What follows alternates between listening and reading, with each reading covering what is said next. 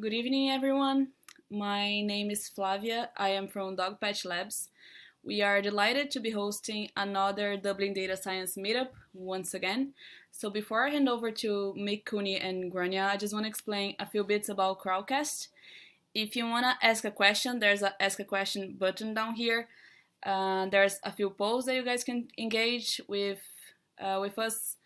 And also there's the chat box on your right, so if you want to engage with the speakers, as in Mick and Gráinne, you can just write something there, or use the Ask a Question button.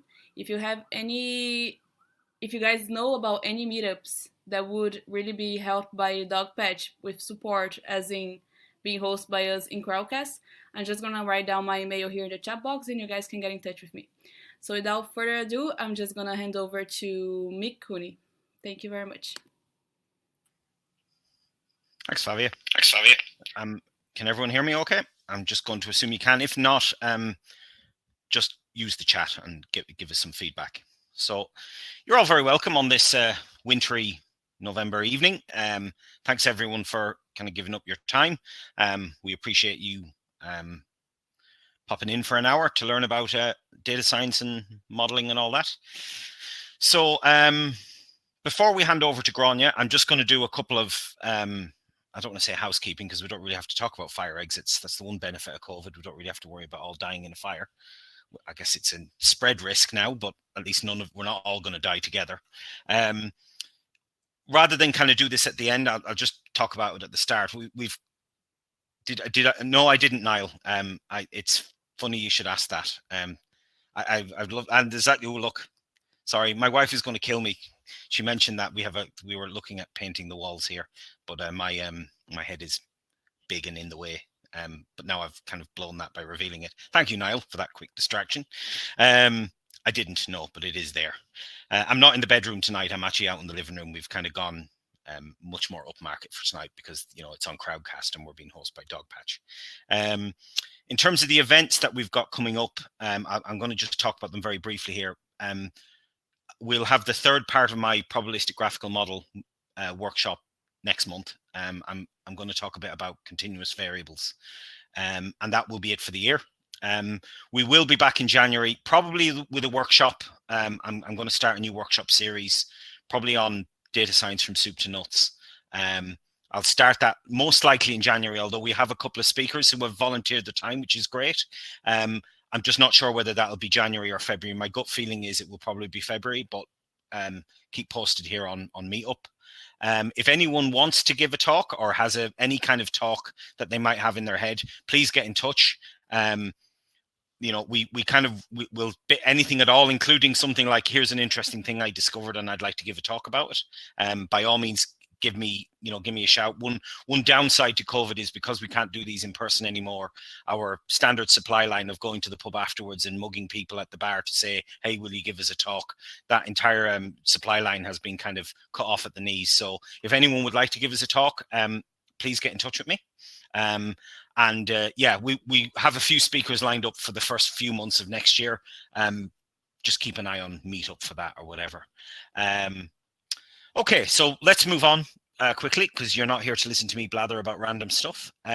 Tonight we have a talk from Grainne McGuire, who a woman I've known for a few years now in the insurance industry.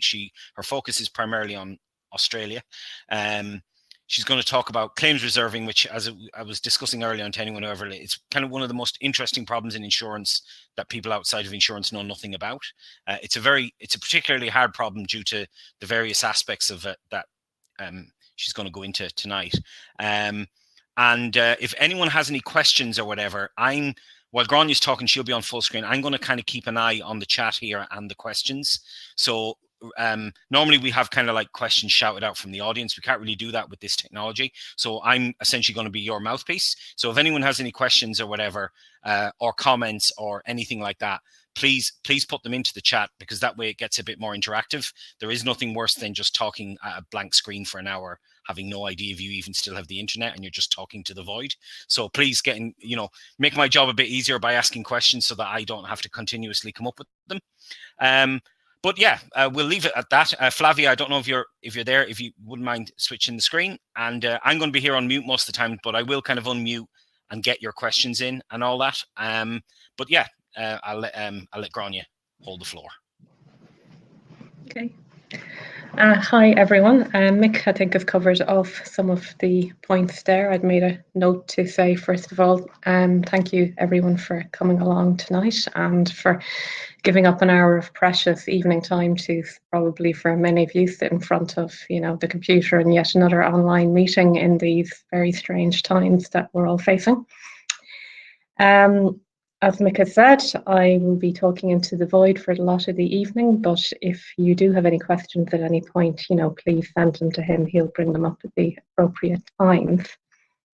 I'm just going to maybe give you a little bit of information about me, just so that you know where I'm coming from. I'm somebody who started off doing statistics back in the 90s. I liked maths at school, ended up doing actuarial maths and statistics at university, hated the actuarial stuff, so finished off with a statistics degree, did a PhD in statistical genetics, where I was looking at the type of methods that you would use to trace bacterial and viral pandemics, which is a little bit ironic given what's happened this year. So yeah, back then I was looking at HIV sequences. I guess if I'd stayed in the field, maybe I would have been looking at COVID sequences, but instead I ended up deciding university life wasn't for me. I made the great exciting trip over to Australia on a working holiday visa, got sponsored by an actuarial consultancy company, so that's the Taylor Fry in what's on the screen at the moment, and they offered me to stay there. I ended up back in Ireland because I went to the other side of the world and met an Irish man and moved back to Ireland. So I've been the original home worker. I've been working from home for the last 10 years.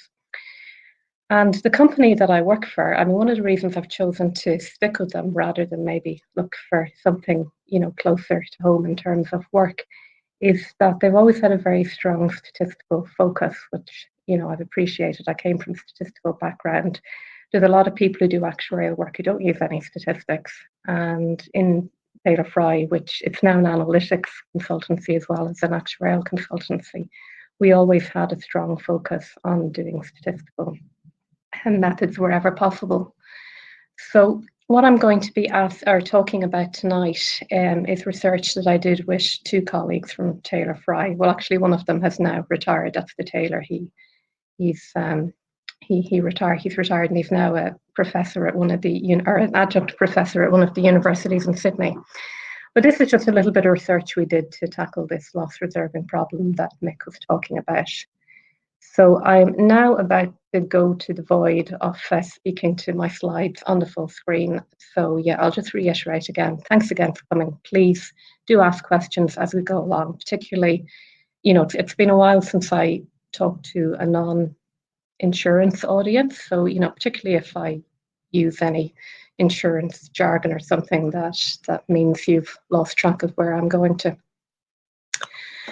Okay, it sometimes helps to give people an outline of what we're going to be talking about. So there are 6 sections. The first section, I'm going to try and give you the context around non-life or general insurance and loss reserving. I've been to a lot of statistical talks in my time, and one of the things I found most interesting about statistics was that it gave you a means of learning about lots of different areas.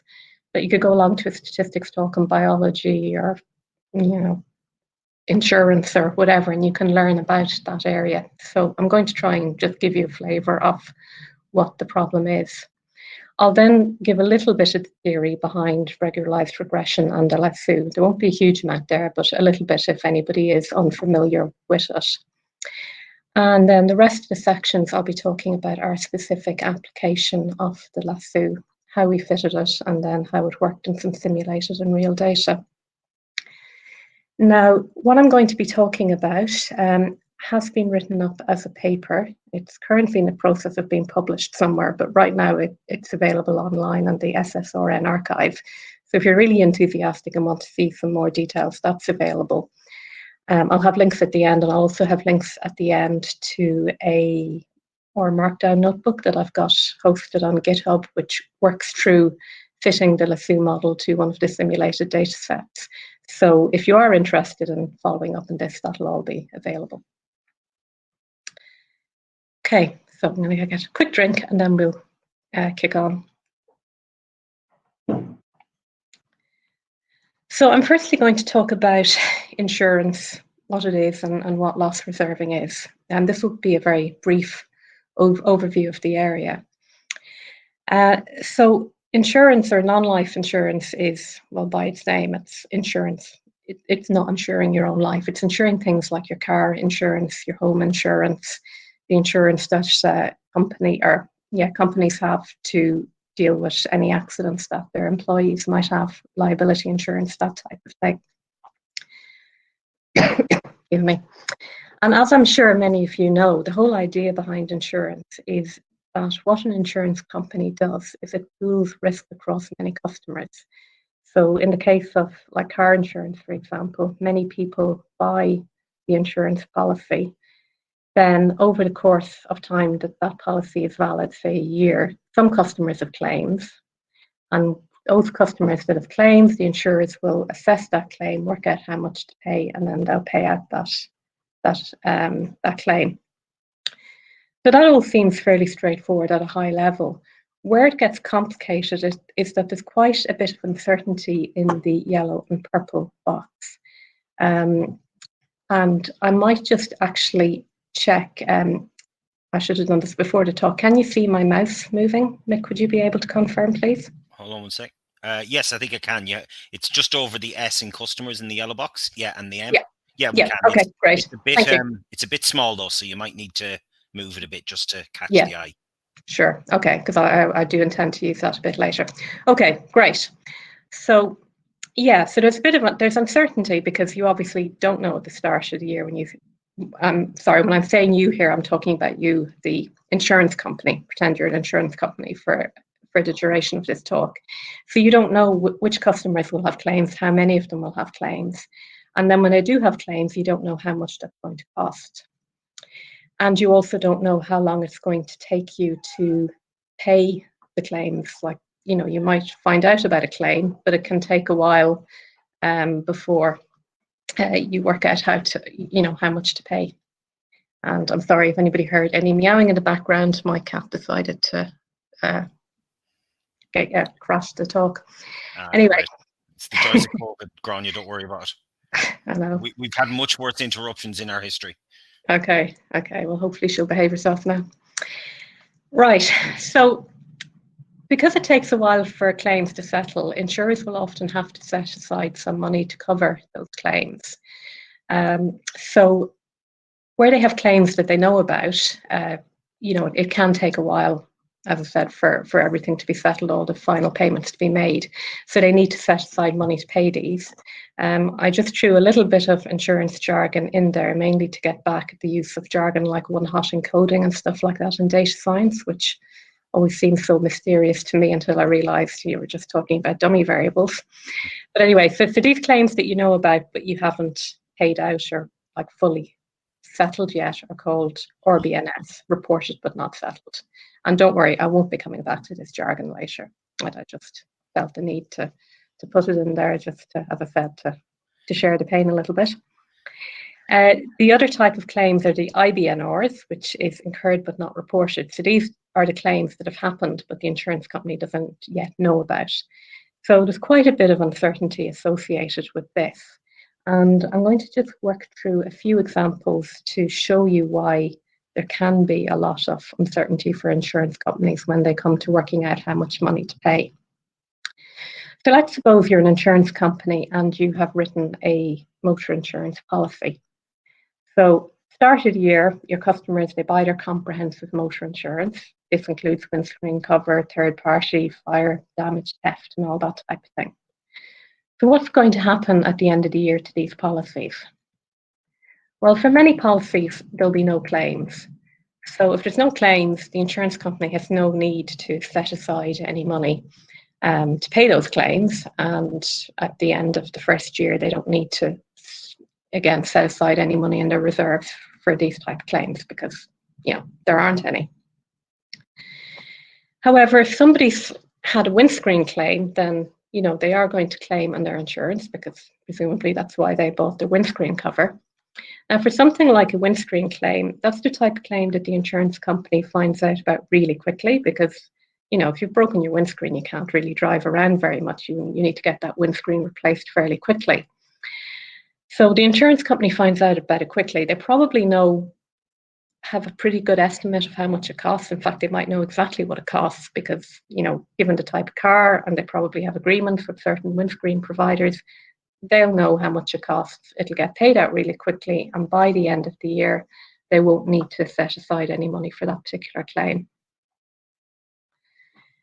Suppose now we're in the situation where instead of damaging, a thing like a windscreen, you've maybe run into the back of somebody at traffic lights, and the person in the car ahead of you has had a little bit of a bump. And so they've got some minor injuries. So for this type of thing, you probably still will find out about it fairly quickly, but the amount you have to pay is a bit more uncertain, because it takes a while for you, the company, to work out what the extent of the injuries to this person are. And it could even be the case that they seem quite minor early on, but maybe later on they, develop a soft tissue injury or whiplash, and, they can cost quite a bit and take a while to settle.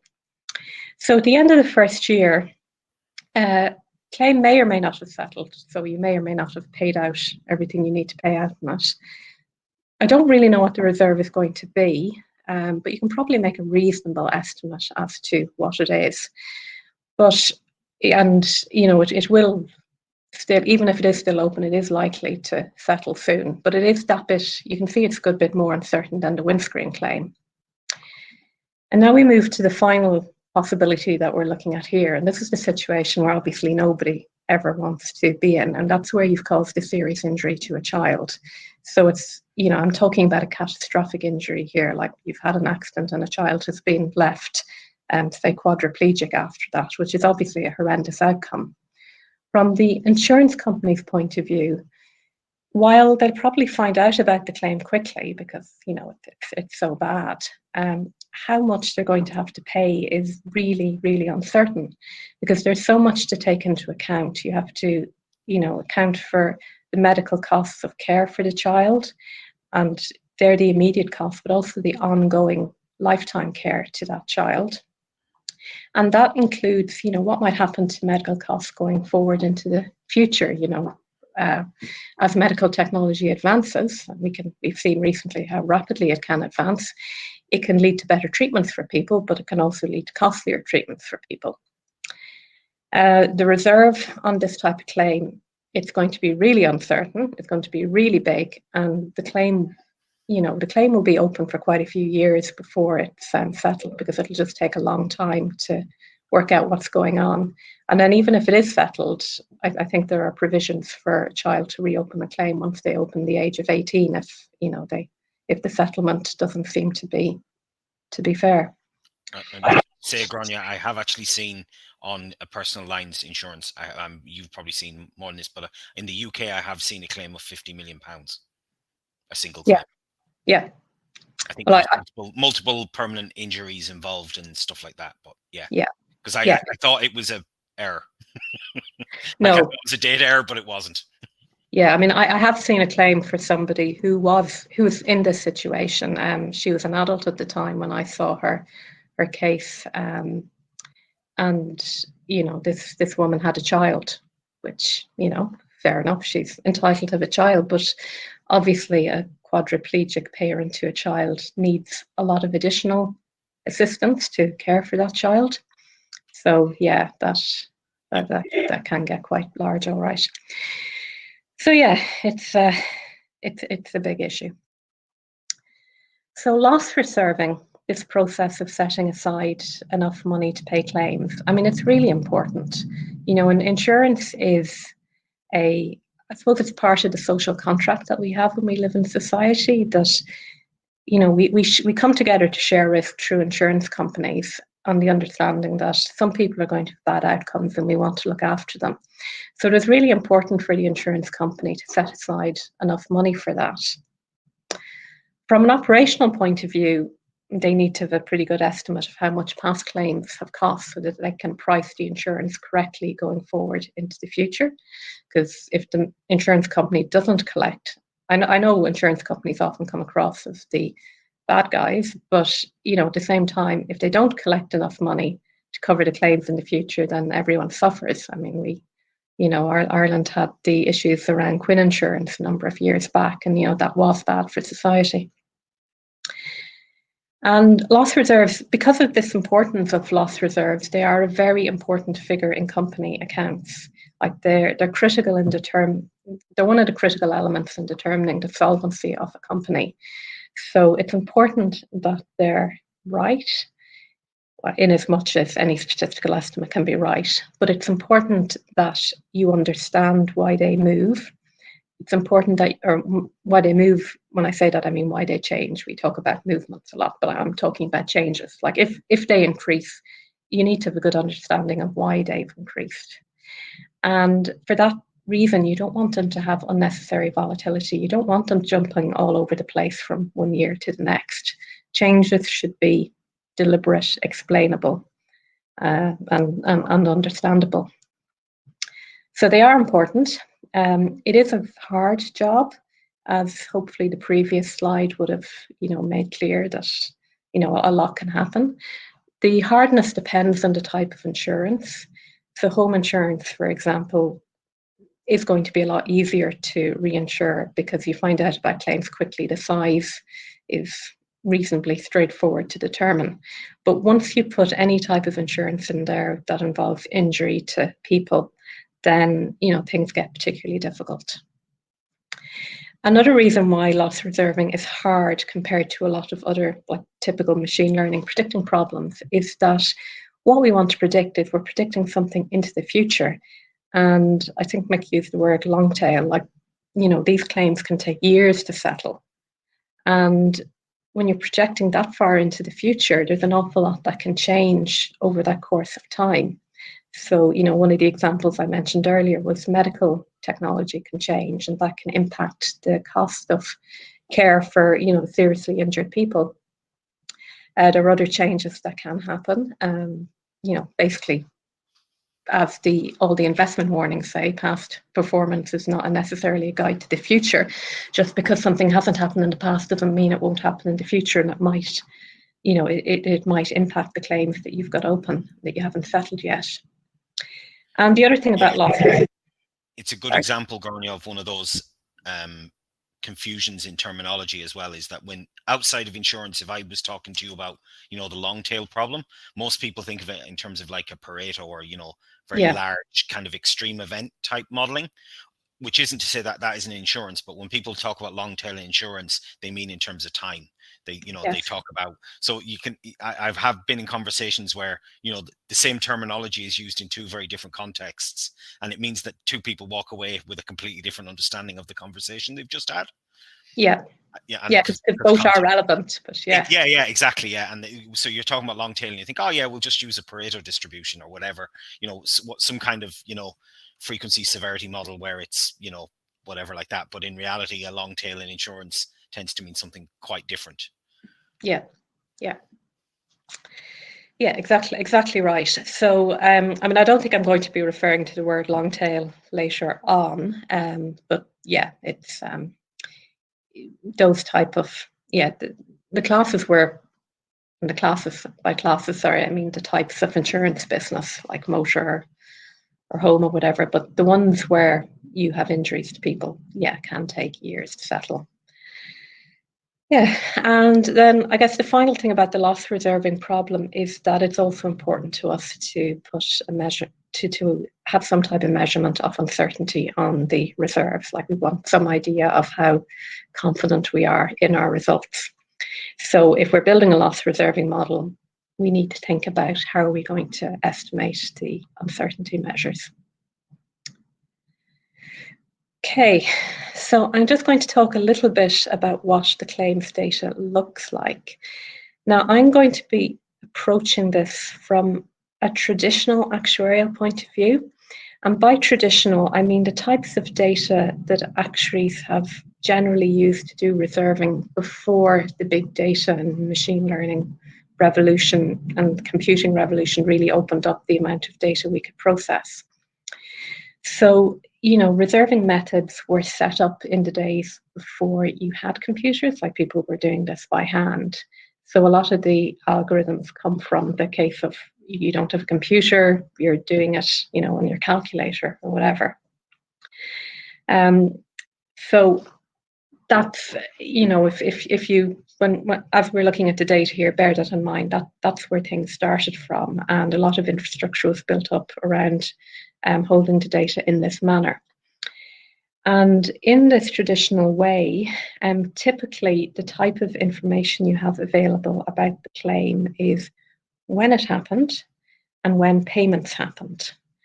So if this is where I need my mouse to work, if we just look at this little triangle that I drew here, we quite often talk about triangles of data. This is where we take claims and we aggregate them. And the way we aggregate them is that we summarize them by accident and development periods. Now, the accident period is when a claim happened. So if the particular period we're working in is a quarter, then the first row in this triangle is then all claims that happened in a particular quarter.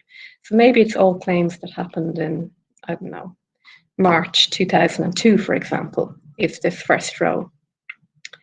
And then the second row would be all claims that happened in the quarter June 2002, and so on until you get up to the most recent row, which would be the last time period you have available. So that's the accident period. The columns of the triangle are the development period, and they're the time since the claim happened. So the very first column is the quarter in which the claim, if we're talking about quarters, it's the quarter in which the claim happened. So this would be the March 02 quarter in the first row, but it would be the June 02 quarter in the second row, because if you remember, I decided arbitrarily that March 2002 was the first accident quarter in the table. And then the second column is the next quarter. So here it would be June 2002, and here it would be September 2002, and so on. So that's development quarter. And then you can probably see from that that the diagonals that go this direction all then refer to the same calendar quarter, the same point in time. So the first diagonal is the March 02 calendar period. The second diagonal is the June 02 calendar quarter. The third one is the September 02 calendar quarter, and so on. So traditionally in the past, actuaries would arrange the data in that form, where each cell were the payments on that claim, or some quantity related to the claim, payments in this case, but there are other possibilities. And then, given that these diagonals represent calendar time, then hopefully you can see that it then follows that completing the triangle, or getting the lower triangle, is how you estimate your loss reserves for the future. That if you can get an estimate of all the payments in each of these cells going forward, and then add them all up, that then gives you your loss reserve. So I've over here. And just to clarify, when you say add them up, do you mean add up that final column? Because that's the final amount? It depends. You can either estimate incremental payments, or you can estimate cumulative payments. Right. So my actual example will be estimating incremental payments. So therefore I need to add everything up. But you're quite right, Mick. When people do the chain ladder, a lot of the time they work with cumulative amounts. So then you just take the final column. Sure. Yeah. And the idea being that essentially the final column is like the final amount that each of those quarters is going to cost you in terms of claims. Yeah. Sure. Now, strictly speaking, there's no particular reason why you can't get payments beyond the end of the triangle. So if you think there are going to be payments, you'll generally put in something called a tail factor. So this is getting back to the long tail thing we talked about earlier. So that tail factor will allow for any payments after the end of where you can get to with your triangle. Yep. Yeah. Yeah. So I just put up a little snippet of what the data looks like in long format, just because it's probably more recognizable to people outside of insurance these days. So, as I said before, it's indexed by accident and development periods. I could also throw the calendar period in there as well.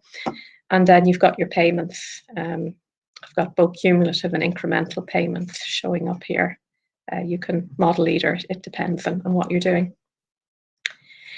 And then I just want to stress this little bit of text here. Oops, didn't mean to skip ahead. That I know I'll be using accident period, accident quarter, accident year, AQ, AC, and K. They all mean the same things. I apologise for the inconsistency of notation here, but just to let you know that all these things are the same. And similarly for development period, development quarter, DQ, dev, J, dev year from over here, they're all similar. And the diagonals that represent calendar time, like payment or calendar quarter, payment calendar period, EQ, cal, T. So yeah, that said, I apologise for this being all over the place. I just noticed it when I was preparing it earlier, and yeah, it was a bit too late to fix at that point. No problem. Gráinne, we've just had a question here. Thank you from Srinivas about the difference between incremental and cumulative. That we kind of glossed over that. So yeah, it's an important thing. So it is, yeah. Sorry, I mean, and that's the type of thing that, as having worked in the actuarial field for a while, So one thing I should probably mention is Gráinne has asked me if there's any kind of jargon she uses that I should call it out, but it has occurred to me that I'm also in the industry, so I might not think of it. So if there's anything like that, please do ask. We will address it as quickly as we can, and I'll just interrupt and ask the question. So just put them in the chat. Yeah, please do, and it also makes me feel so much better that I'm not just talking into the void. So yeah, I've done it a few times and it is tough. So please do. Please, all feedback is welcome. Yeah, it's very comforting. Anyway, yeah. So incremental payments are the payment. So if we look at the data here, so we've actually got numbers to look at. What the incremental payment in the second row means that for all claims that happened in accident year 1, so maybe that's 2002. And for all those claims in their second year, so that would be 2003, there were 34729 of your currency of choice, euros, dollars, whatever. So those were the payments made relating to those claims in the second year after they happened. The the cumulative amount in that same row is the payments to date on the claims that happened in accident year 1, which I'm saying is 2002. So that's all the claims, all the payments that were made in those claims in 2002 and all that were made in 2003. And then if you move on to the next row, it's the same thing. The cumulative is all payments in the first 3 years after of the 2002 claims. So it's the payments made in 2002, 3, and 4, and the incremental amount is the payments made in that year. So that's so what will the incremental, but the cumulative is just the cumulative sum of all the incremental payments year by year. So what will happen is the incrementals will drop to 0 over time as payments stop being made, which basically means the cumulative chart just kind of flatlines. Yeah, exactly. And you can see if you look here, they start off quite high and then they start to reduce. So, I mean, different types of insurance will have different patterns of what the payments look like, but eventually the incremental payments go to 0, and as Mick says, cumulatives is a flat line. Okay. So I thought before we get into the lasso, I'd just give you an overview of... Just to cut across, we have one more question from Des. Sorry, I was just typing. Sure. Des didn't quite catch why the triangle is so neat. Is it some kind of group data? Yes, it's aggregated data. Yeah, so what's happening is, Des, if you look, because the top row is the earliest in time, there's a fixed amount of time. So the diagonal kind of represents the time of the account plus the amount of time that has passed. And when you add all them up, it's always going to add up to today. So that's why you're getting that nice step, because we're talking about quarters and every incremental. So if I go back 10 years, there's 10 years from 10 years to today. There's 9 years from 9 years to today, and so on. So when you're laying them out in terms of development, that's why you're getting that neat triangle. That's a great question. Yeah, thank you for that. Yeah, so getting back to the triangle, I just thought I'd explain this chain ladder idea, which I suppose is why we talk about triangles quite a lot. This is one of the, this is a method, it's still quite commonly used. It does work quite well a lot of the time, particularly if it's adapted carefully by the user to match real world messiness. But the idea behind the chain ladder is that for each of the development periods, whether they're years or quarters or whatever your data is in, we just get the ratio of how they change relative to the previous year. So the first development factor relates to development year 2, and we take all the payments that have happened in year 2, so that's in the red box. And I don't know if anybody is colorblind. If you are, these might not be the best colors for colorblind people, but hopefully you can see the red box. I'm circling it. And you sum up all those payments, and then you divide it by the matching payments in the previous development year. So that's the yellow box. And that gives you a factor as expressed in this formula here. And you can then take that factor and then you go down to your last observed payments for accident year 10 and development year 1. So that's, you know, the end of, but that's what you have right now when you want to get the next one going forward into the future. So you take that payment and you multiply that by the factor you've calculated. So that's the formula here. And then hopefully you can then see that you can do the same thing for each of the other development periods. If you want to get the factor for development period 3, you do the same thing. Now you've got one less year to use because your development period 3 has one less period in it. But again, you take all these payments and you get the matching payments here and divide one by the other to get your factor. And then you can apply that factor, f of 3, to both of these cells. And you can just keep going and you fill in your triangle in that manner. So that's the chain ladder. It's fairly simple. It is often used, which I don't know, that may be a surprise, you know, in these days of fairly sophisticated machine learning techniques. But, you know, part of the reason it is often used is because of, as I said earlier, you know, understanding why your reserves change and not having them being overly volatile is actually quite important. So you know, a machine learning technique might be overall more accurate, but it might jump all over the place from one year to the next, and that isn't very suitable for use in this case. The other reason why it goes back to an old adage anyone who's anywhere regular to this, Gráinne, is me preaching about simplicity. So even though it's a relatively simple method, it's probably far more effective than it has any real right to be. If you know, for something as such a simple method, it really shouldn't work as well as it does, but it actually works quite well. And like you said, if things change, you can understand why. Yeah. Which is very, very important, because the last thing you want to be doing is when you're trying to explain to non-technical people, why does your model not work? And a very, very unacceptable answer is, I have no clue. Yeah, no, that's just what the model says. It's just not going to wash with people. Yeah. No, not at all. So yeah, I mean, like having a model you can interpret and understand is critical here. And as Mick says, yeah, I mean, it also actually tends to be quite robust. Like it's a lot more robust than more, like you say, quote unquote, accurate approaches, because it just tends to, because the assumptions are so simple and so crude, even though it doesn't work very well, it also tends to work just as well when the underlying assumptions change. Yeah. Because of that crude simplicity. But, you know, I won't oversell it either. I mean, we're going to see cases where it works quite badly. So Yeah, but one of the reasons it works quite well is it's simple, as you say, it's robust. But also when people use it, like they don't just take the model results as directly calculated by that algorithm.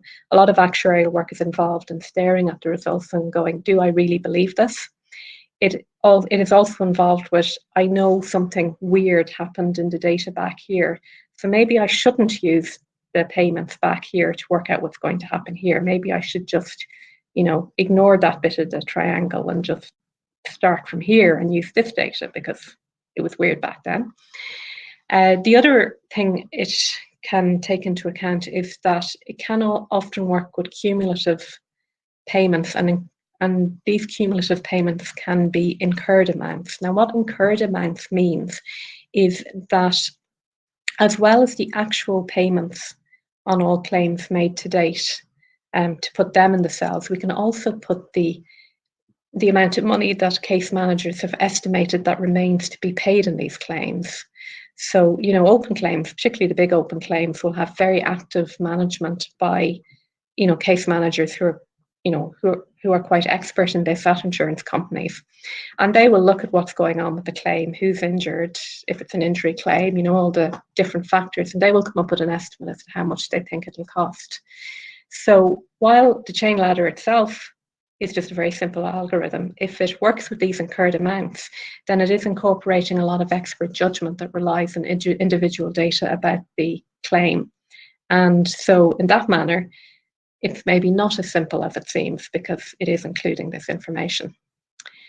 We don't use these case estimates directly for the reserves, because, I suppose that's one of the obvious questions. Like if we have these case estimates by so-called expert claim managers, why don't we use them directly? And that's because, the claim managers don't always, no one gets estimates right, and they can sometimes get things right in a systematic way. So, Mick and I were having a brief chat beforehand. I was working in one job where case estimates were set in a reasonable worst case scenario. So, this is something where, if we go back to the bodily injury thing, then if there was a child involved, they just kind of said, let's assume nearly the worst possible injury for the child and estimate on that basis. And, the vast majority of the time, thankfully, the child wasn't injured that badly. And so the actual end result for the claim was much smaller. So, we generally find we do need to adjust these incurred amounts to take account of, changes over time. We just have a question coming in here from Fionn. Does the factor become less reliable as you move from left to right due to having fewer years to create it? Well, yeah. That's a great question. Pretty much, yeah. Less data, less reliable, yeah. All right, I've just checked the time. Probably should speed up a little bit, but anyway. Okay. The other thing to put the chain ladder in context for people is that the chain ladder is you can actually formulate it as a GLM. If you fit an over-dispersed Poisson or just Poisson GLM, and you use accident and development period main effects, you will get the same result as the chain ladder. So that might, help those of you to just give you an appreciation for the complexities in the model. All right, so why are we, wanting to use the Lasso in this case? Well, as we've just been talking about, the chain ladder does work well, a lot more often than you think it should, but there are plenty of cases when it doesn't work so well and would need an awful lot of massaging to produce an answer that seems reasonable. And one of the things we've done in my company is that we have used GLMs quite a lot because, as I said, the chain ladder is like a GLM with accident and development period main effects. So therefore, if you've got more complex things going on that you can then see trends by calendar period or maybe interactions by accident development period, then you can include these in the GLM as interactions or additional calendar year trends. So we've had quite a lot of success with using GLMs for this. But the trouble with building GLMs is that it takes a lot of time. It's very time consuming and it needs quite a lot of skill. So I just put a little blue box down here with the TLDR version of this slide, because I know there's quite a lot of writing on it. What we want to do is we have a problem where we have a small number of continuous predictors, so that's accident development calendar periods, and we want to construct a GLM-like model, which is interpretable from these predictors, and we want to do it automatically so we don't have to spend hours working out how to build it. And that's where we turn to look at the Lasso. Okay, so I'll move on to section 2 if there's nothing else at this point. Oh. Okay. So I am conscious of time, but I guess hopefully giving you the background on the insurance will make this more interesting. We can, I suppose, go through the theory a lot quicker at this point. So as I said, we want to automatically construct a GLM. So I think as many of you will know, a GLM looks like this. It's a linear predictor, x beta, and this little table here is an example of GLM coefficients from a reserving model. I've got a number of different accident year terms to capture a shape. This is actually an x and an x squared term, and I've got some development year terms and some interactions. So, you know, these are the x betas. And then the GLM applies a link function to it. In loss reserving, we'd quite often use the log link, because then we get a multiplicative model, and that's quite nice for loss reserving purposes a lot of the time. And then we have the error function. Now, when you're fitting a GLM behind the scenes to actually fit the GLM, the computer or the algorithm goes off and minimizes the deviance, which, as you all probably know, the deviance is -2 of the log likelihood. What regularized regression does is, to this loss function term, it adds a penalty term, which is lambda is the penalty, and it applies the penalty factor to some function of the coefficients. So these things are the coefficients. And it uses the P norms. So the penalty here means that, you know, the P norms here get bigger as the beta coefficients get larger. So there's a greater penalty on including parameters in the first place. So the more non-zero parameters you have, the higher your penalty term. And the larger your parameters, the higher your penalty term. So then obviously, as well, I mean, most of you probably know the Lasso. If you don't, hopefully you can see that if you're looking to minimize this, then if lambda is 0, you're not applying a penalty for the size of a number of your coefficients. So you'll just essentially be minimizing this, the deviance, which gives you the GLM answer. And then as lambda gets really big, you're basically going, well, penalty rules out, and therefore I don't want to put any parameters in my model whatsoever. And then in between these two extremes, you get models of different complexity.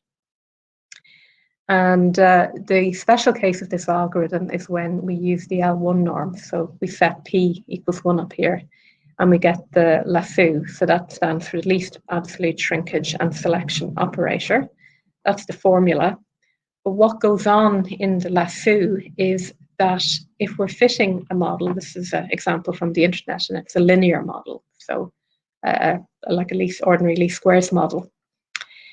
When the penalty is really small, we start off with the ordinary least squares solution, which puts all the parameters in there. Each of these lines is a coefficient in the model. And then as the parameter increases, as the penalty parameter lambda increases, the parameter values themselves start to shrink towards 0. I know this one goes up, but that's because this one keeps on shrinking and others are shrinking. So this parameter starts doing some more of the heavy lifting of some of the other ones that are heading towards 0. But in general, they all shrink towards 0, and then at some point selection kicks in, and the parameters are set to 0 exactly. So hopefully it becomes apparent that if I said our motivation was that we automatically wanted to construct a GLM from continuous parameters, that if I can then work out a sufficiently general set of predictors or X variables to put in there that we can then use the Lasso to, select a much smaller number of them and can automatically build a model that looks like a GLM and therefore is interpretable, and which in turn means we can look at it, understand why it's predicting what it's predicting, and understand it, and that will, meet our needs. Just there's a question there from Prashant. It's, if it forces one coefficient towards 0, does it increase the magnitude of the others to compensate? Well, I guess you can see what's happening here. I mean, here this one has increased to compensate, but then eventually it does start going down again. So it'll depend on the specific problem, I guess, what exactly happens. Yeah, and one thing to be aware of with the Lasso, as opposed to say Ridge, which is where the norm is the squared norm, it does actually, if you look at, and it took me ages to get my head around this, it does actually force the coefficient to 0. It's just the way the geometry works out, because you're using an absolute value. The optimal value goes to 0. It's not like close to 0. It does. Now, obviously, with rounding error in computers and stuff, it might not be perfectly 0, but it really does. The maths is such that basically the coefficients are driven to 0 as the strength of the regularization increases. Yeah. Daniela Witten, who was one of the people who wrote the statistical learning, or the introduction to statistical learning book, I'd love to hear the full story of it, but I read somewhere that she teaches the Lasso by saying, imagine a toddler running around a table. If the toddler is going to fall and hit its head off the table, the toddler will hit the corner. So that was her analogy for it. I would just like to, I guess, get the full analogy. But yeah, it'll hit the corners. In other words, it hits where it's not differentiable at 0. And that book is a really good graphical illustration of the two, and you can kind of see why it happens that way. Yeah, it's in that. That's a highly recommended book for anyone who's interested in this stuff. Okay, so all right. Well, technically it should be finished in 5 minutes. I don't know how much longer you want me to go, but I will explain what we're doing. It does get quicker from here on in. Yeah. So, okay, so we want to automatically build a model. We need our data. So I've just shown some data here. This is data that we've simulated. The relevant things are, there. The relevant things are the Y column. So they are incremental payments. AC, DEV, and CAL are the accident, development, and calendar periods. So those are the 3 directions in the triangle. Ignore the new, that was just something we used to simulate the data. And then the train end is true for past data. So in other words, for calendar quarters, this is a 40, what we call a 40 by 40 triangle, which means we've got 40 accident quarters. And therefore we've got 40 calendar periods or diagonals in our triangle. So up to calendar period 40 is like the past data, and then thereafter that's our future data, which we normally wouldn't have, but because it's simulated, we can simulate it. That's good because we can then see how the Lasso does when it comes to predicting the future. With the model, we're going to use GLMNet from the GLMNet package in OR. And we use the Poisson distribution. This was mainly because we did this work back before GLMNet 4 came along, which opened up the types of distributions you could use with it. So Poisson was the best choice we had available to us at the time. We use cross-validation to select the penalty function, cross-validation to examine a range of penalty values and then select a model from that. We picked the one with the minimum cross-validation error. So then the interesting bit is, what features do we put in there? So here are a couple of graphs of the accident year shapes from loss reserving models of real data. These ones on the left are some American data, and these ones on the right are Australian data. Don't mind the finalization quarter, that's like calendar quarter, and operational time is a bit like development year. But like the main point I wanted to get across here is that whatever features we're putting in there, if we want something to be able to build a model automatically, it needs to be quite flexible to, be able to deal with different shapes. So, this one's reasonably simple. It's a parabola, but again, you need to have the basis functions or predictors in there to capture that shape. This is roughly a straight line, but you can see it's not quite a straight line. And when you're talking about like large volumes of payments, even these little kinks are important to model reasonably accurately.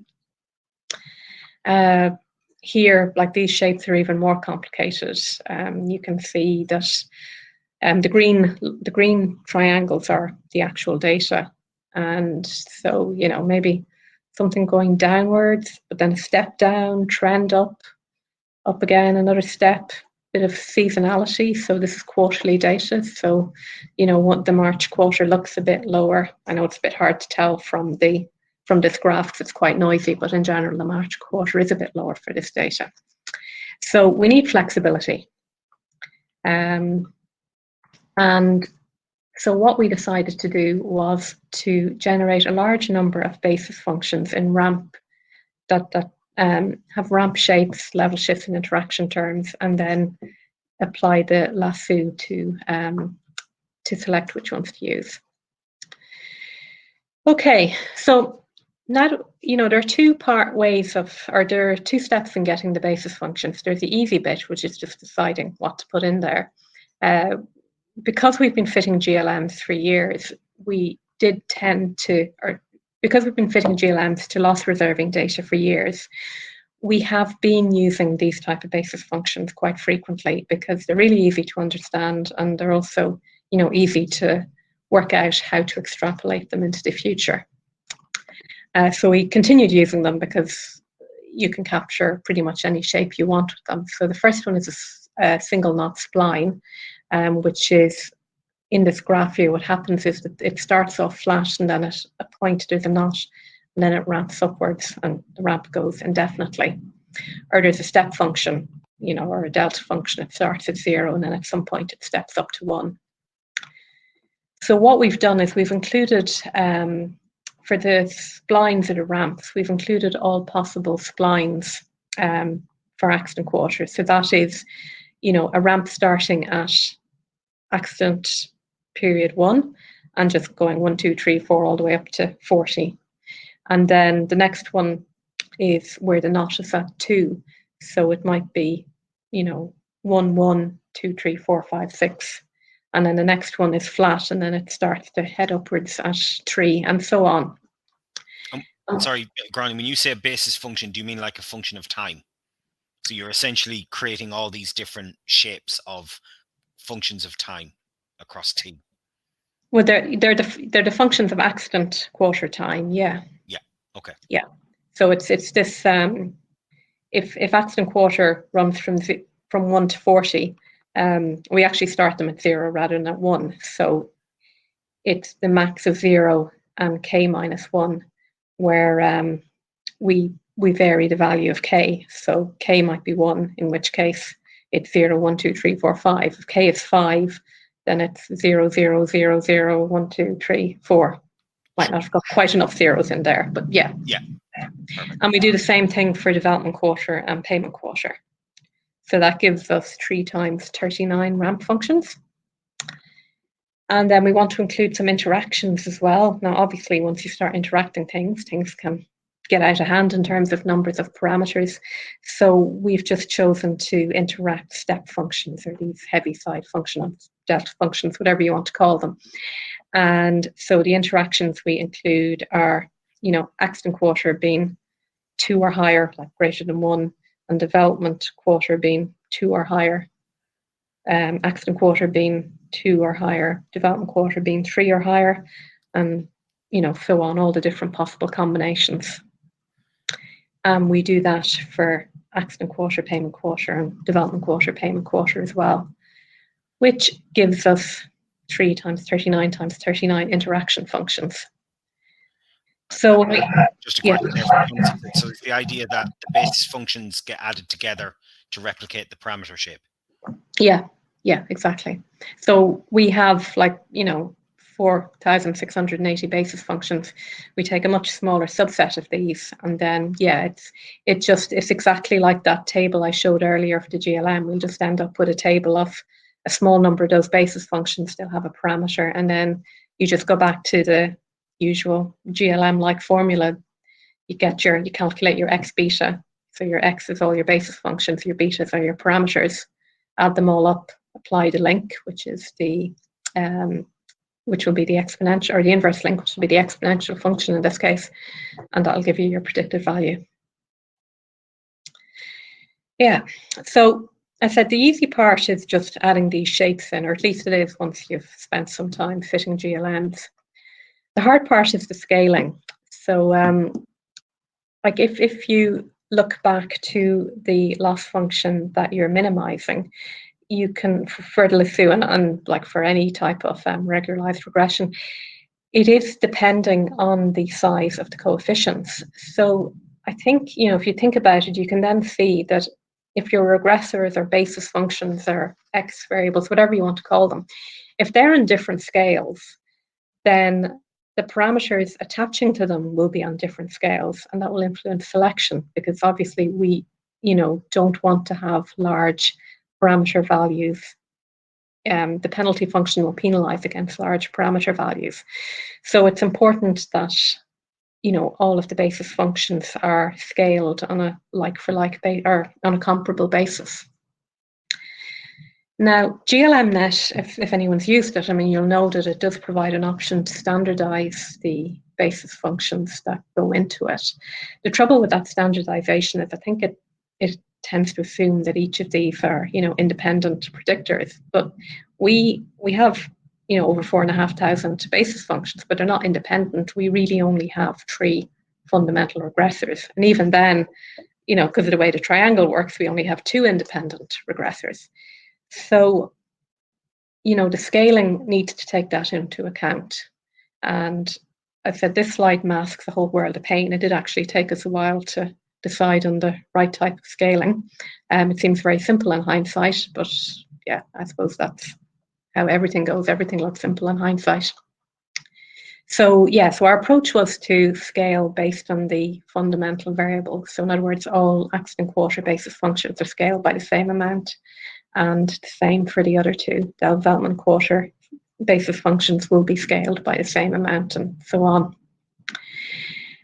We considered various different options for the scaling, and then we just used something, this is called row scaling, I think. It's just kind of a fairly simple type of scaling. You calculate this quantity and then use that to scale all the values. We didn't center the values, which is something that's quite often done in the Lasso. That's because we wanted to preserve things that had 0 as a value, particularly the interactions. We wanted to preserve the 0 level. We didn't want to have, something being centered so that it was +1 and -1 rather than 0 and 1. So, yeah. Okay, here's the code to fit the model. I'm not going to dwell on this because I've run over time quite a lot. This is all available on my GitHub examples. So if you are interested, you can read that. I've tried to write it like a tutorial and include explanations for why we were doing what we were doing.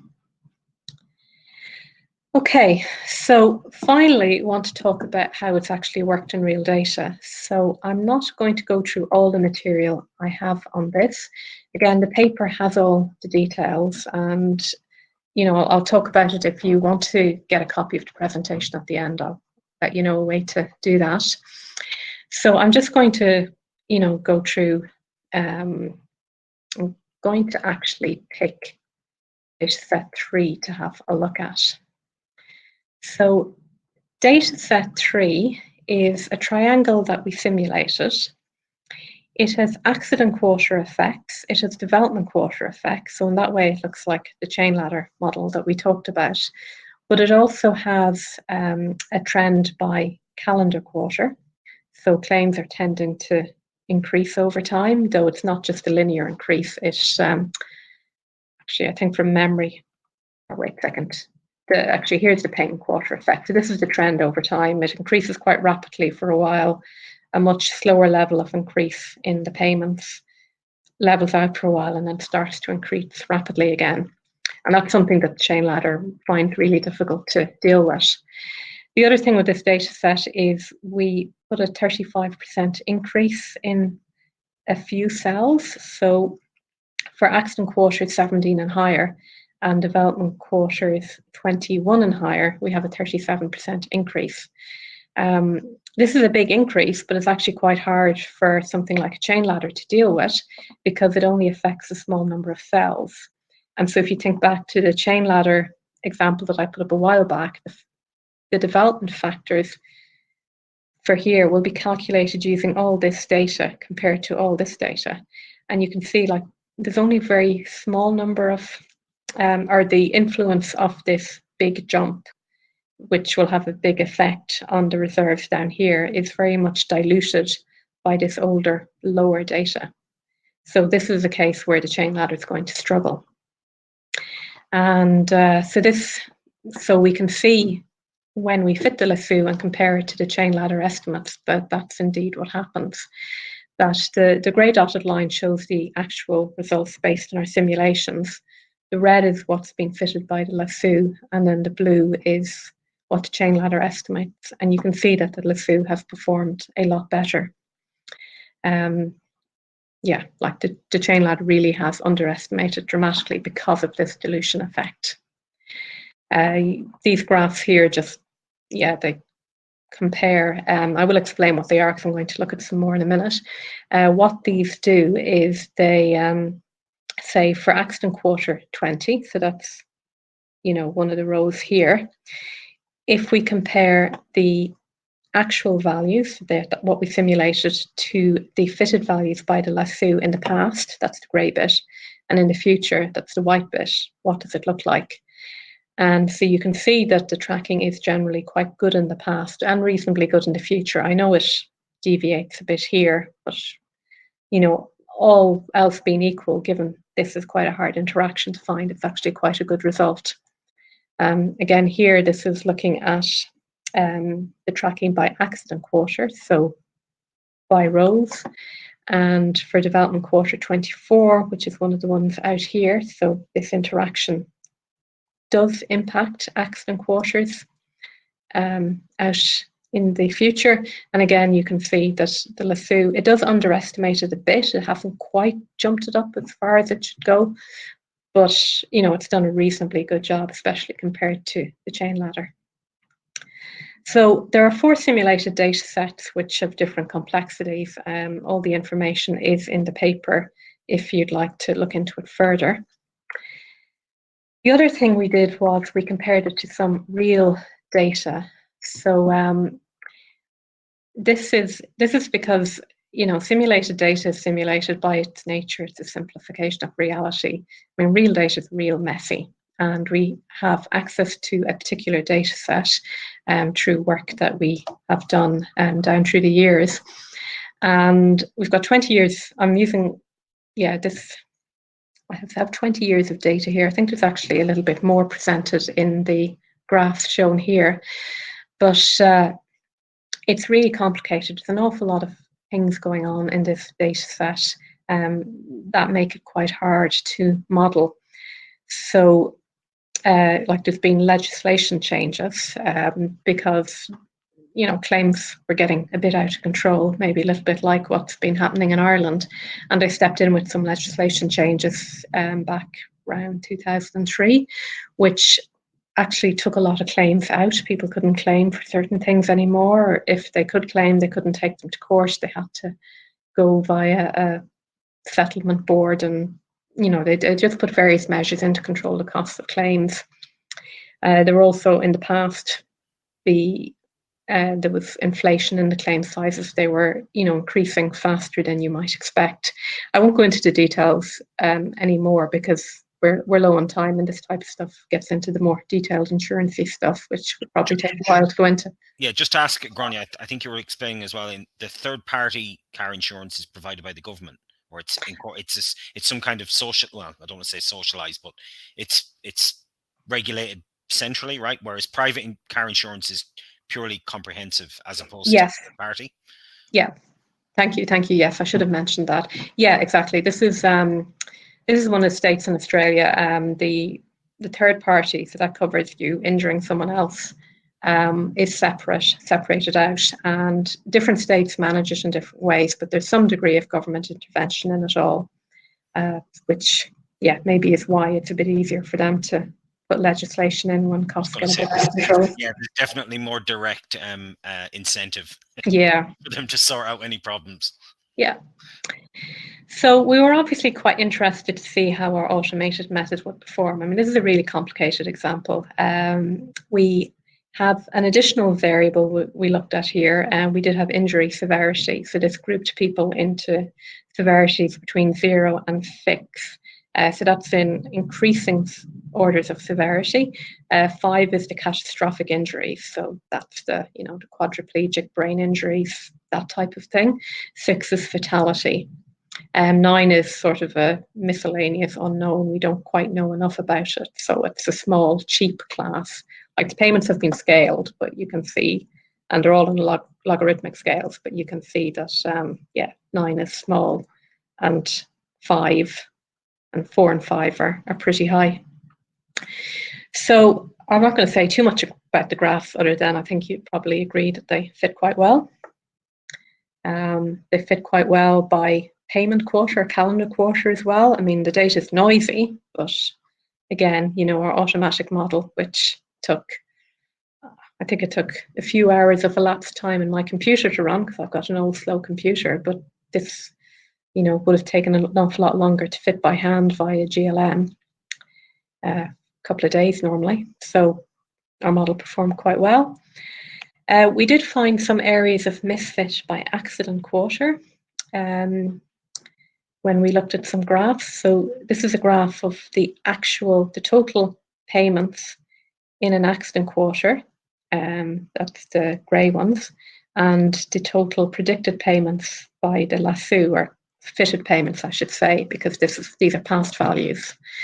And so there are a couple of areas of misfit. We ignored this one because it's so far back in time. But this is where the legislation change kicked in, and the claim sizes dropped quite a lot because of the changes they made. So we would argue in this case something happened that we knew about, and we also know the type of terms to put in the model to deal with it. So therefore we included a few additional terms in the model without any penalties. That meant that they would stay in the model no matter what the penalty, the overall penalty factor did. And that corrected the misfit, as you can hopefully see here. This is a heat map. This for each cell in the triangle, for each accident development quarter cell in the triangle, it's the actual divided by the fitted. With shading, depending on whether it's greater or less than 100%.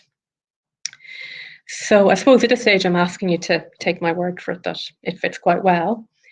The final thing we wanted to look at is our human versus machine. If I had access to these predictions from a GLM that was fitted, so this type of GLM would usually take a day or two to fit by somebody who really knows what they're doing. How did our model that took a few minutes to set up do? Pretty well, really, I think. These are the comparisons. Don't get too bogged down by 9. As I said, 9 is a small, cheap class, and there's not very many claims in it. So it's no particular surprise. It might be off a little bit. 3, 4, and 5. The Lasso is a little bit lower, but that's because there was a judgmental change to the projections in these classes. The GLM was made to project them just slightly higher for a particular reason related to the data. Most of the claims, I think 70% of the claims, are severity 1 claims, and you can see that match is really pretty good. So overall, we've ended up with a very similar result in a much smaller amount of time. So I am going to finish up here. I think I'll leave these points out because I'd rather leave whatever time people are willing to give to answer any questions. I'll just say that I think the Lasso method works quite well as a way of constructing an automatic GLM from a small number of continuous variables, which is a good use case in the traditional actuarial reserving setting. And yeah, I'm happy to. One question that came in there from Thomas. He said, "Did you say you can add? I presume it's offsets." Yes, I think you can in GLM. I think you can. I haven't actually fitted any models with an offset in yet, but I think you can definitely do weights. I think offsets in there. Sorry, just for people who aren't familiar with it, so one of the issues you may have is that you're kind of estimating stuff over time, and if that time isn't necessarily a full unit of time, you kind of want to adjust your Poisson regression to account for the fact that, so if you're thinking of like a claim rate, it's how many, say it's 0.07, that means for every 100 years you would expect to see 7 claims. But when you're putting your inputs through, you might not necessarily have a full year. So a claim occurring over a third of a year is different to one claim occurring over a full year. So the offsets is kind of how you manage that within your model.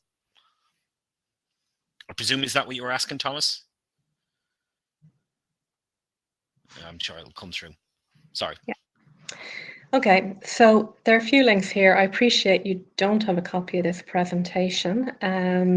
I have a reasonably uncommon name, so I think if you Google me with insurance, you'll probably find me. If you want to get in contact with me for any of these links, if you find me in LinkedIn and just, say it's in relation to Dublin data science, then I'm happy to help out, and I'm happy to share the presentation with people. If I'd been a bit more organized, I would have put it somewhere online, but I will do that. If you're happy to share with me, Gráinne, I have a collection. I can put it into like a Google shared folder or something like that, if save you sending a whole load of emails. I mean, if people are interested, I'll put it in someplace like that. They almost certainly will be. We usually do get requests for slides, so I would say, especially when you've got a lot of useful links, I'd say you'll get a few. Yeah. So I'll leave it there. Cool.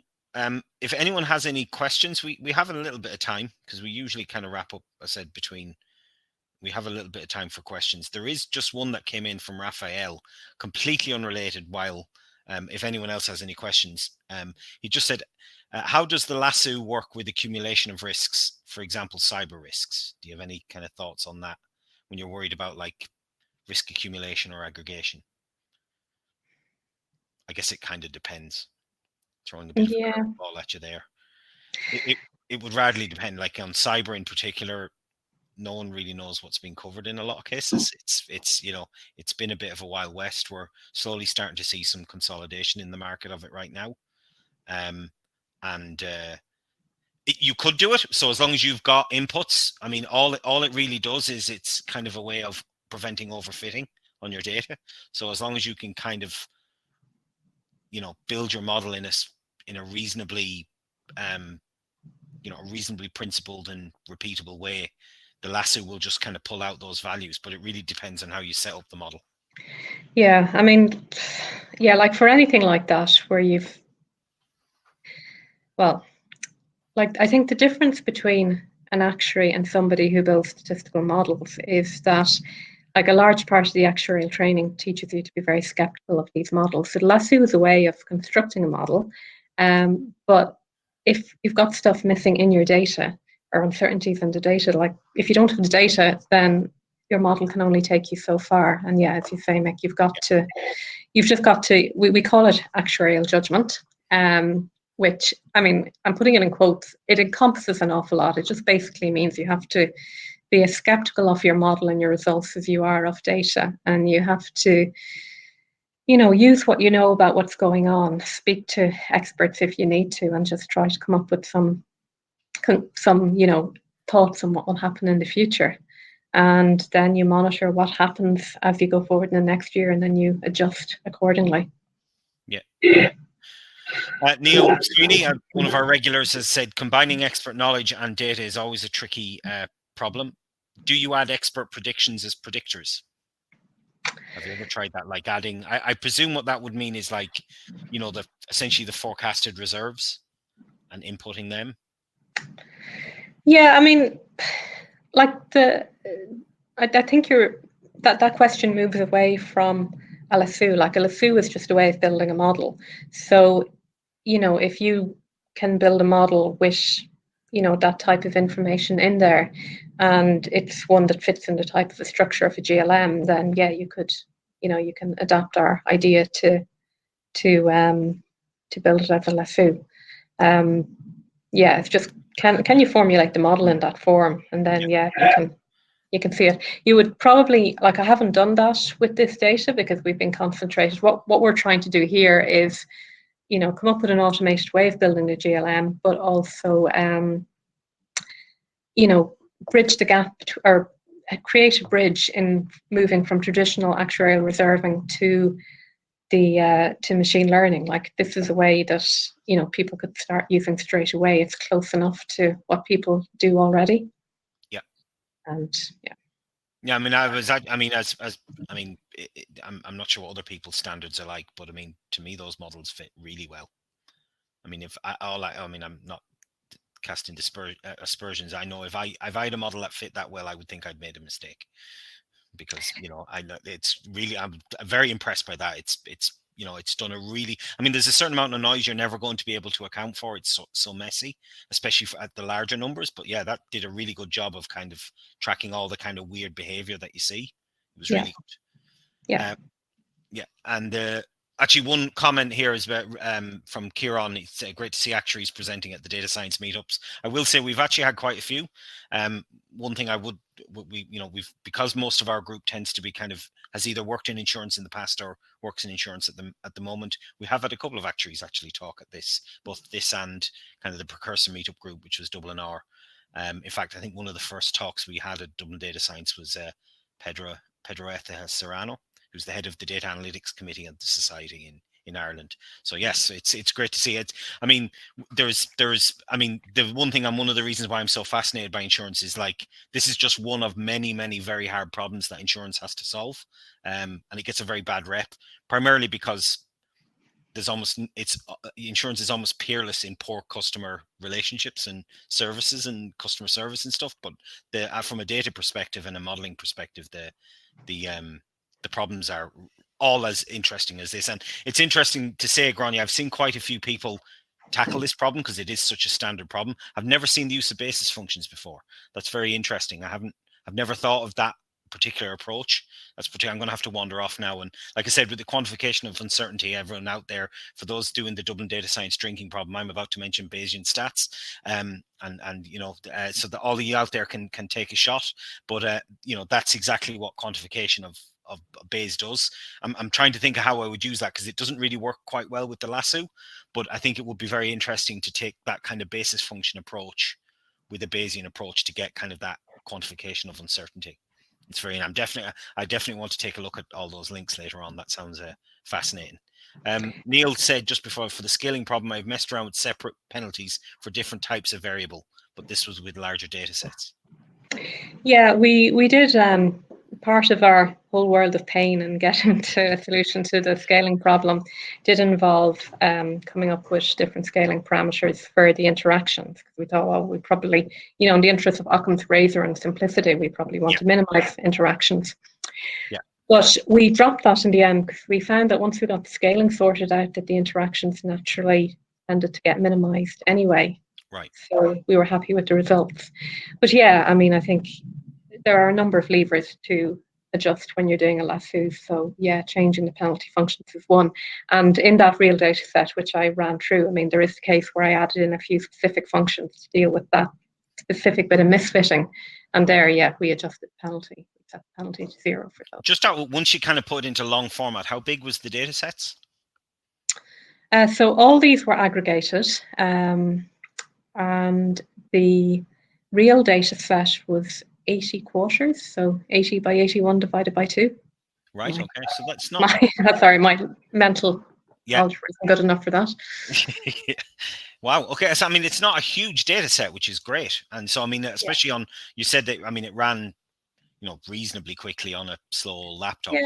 Yeah, and I think I did actually run, at some point I did run it on the individual data, which was over 100,000. Still not massive. And it did run. So yeah. And when you say individual data, do you mean like each line was effectively one claim? Yes. So that final data set was a model of claim size. So it was the total claim size for finalized claims. Right. Okay. Yeah. So I mean, it's not huge. I mean, like modern day, even very relatively inexpensive cloud computer or a powerful laptop. Like by powerful, I mean a £1,500 laptop, like something I should. It's very powerful for that kind of stuff. It is. And like my laptop is 3.5 years old that I used, and I can't do parallel computing on it. So I was doing 8-fold cross-validation. So each of those had to run sequentially, but you have 8 cores available to you, run them in parallel. Yeah. Brilliant. Okay, well, look, I'm very conscious of time for people. We've pretty much used up. Can I just, before you do wrap up, can I just say thank you to everyone for coming along and for holding out? Because I didn't intend to talk for so long, but hopefully you found it interesting. As I said to you at the start, we these things run from anywhere from an hour to an hour and a half, so you're kind of within the normal. We have had much longer ones in the past, believe it or not, when the conversation is going and stuff. But no, that was absolutely brilliant, and it was very interesting. I always expect to kind of learn something on these talks, and I thought this is a topic we've talked about quite a bit. But like I said, your approach is very, very different to the ones I've seen before, and I really like the idea of using a basis function for those kind of pattern matching. I'm also thinking about ways in which I can use that approach for other areas now that I'm thinking about. So that's definitely great. And you said all that stuff is up on GitHub as well, so people can access. Yeah. So great. I have a work tutorial example up there. Excellent. So I highly recommend people take a look at that, because it's a very interesting approach. And do you talk about how you scale the parameters and all that? Is that code in there? Yeah, the entire code to run that simulated data set 3, that's the one that's available on the internet. It's part of the reason I talked about it. So everything to generate the data, so you'll get the same data set that we used to fitting it and looking at the graphs that were presented, that's all available there. And you've just reminded me one thing I wanted to mention just myself, is because it's an unappreciated thing, I think, in that the fact that you use simulated data to test the model is something a lot of people don't do and don't see the value of. And to me, it's just invaluable, because it's a great way of, like you said, you can test out, you can throw, like you said, curves into your data just to see how your model does. And then it gives you a lot more confidence in terms of when you apply it to a real world data set, you kind of know the types of things it's good at and it's bad at. And it's something a lot of people don't do and don't necessarily. I've been in rooms where people are like, why the hell are you doing that? Of course it's going to work. And you'd be surprised how often it doesn't. You can generate data with an inputs and then use a regression model or some kind of model to kind of recover the parameters. And you'd be surprised how often you don't recover the parameters. So it's a great way of kind of testing your techniques and making sure that you're kind of at least on the right track in terms of once you're applying it to real world data. And I think it's invaluable. It's something like back when I was, doing my genetics work, like I would always start with simulated data, because at least what's in your simulated data. And so if it works or not. Whereas real data, no matter how well you know the data set, you still might be missing something. Yeah. And so well, look, thank you for that, Gráinne. That was absolutely brilliant. Thank you very much, and thank you for volunteering to give that. I think everyone learned a fair bit today. So I don't know, Flavia, are you still here to come on? Or? Yes. I'm here. So I'll just say I'm back to you. We probably won't have a talk in December. It'll probably be one of my workshops, which we run on Zoom. But we will be back with the talk in probably January or February. I'm not quite sure what yet. The workshop in December will be probably early in the month. I don't know exactly. I'll have a date up in the next couple of days on meetup.com. But that was really good, and I'll probably give you a shout afterwards, Gráinne, for those resources and stuff like that, and I'll put some stuff out. But yeah, thank you very much, and I will hand you back to Flavia. Thank you very much, guys, for coming. Thank you, Mick, for once again coming to Dogpatch, and thank you, Grainne, for your talk. And if you guys are interested in any more startup events, you can check our website. I added a link to the newsletter down here. And that's it. Stay tuned for the next one. Thank you, everyone. Bye.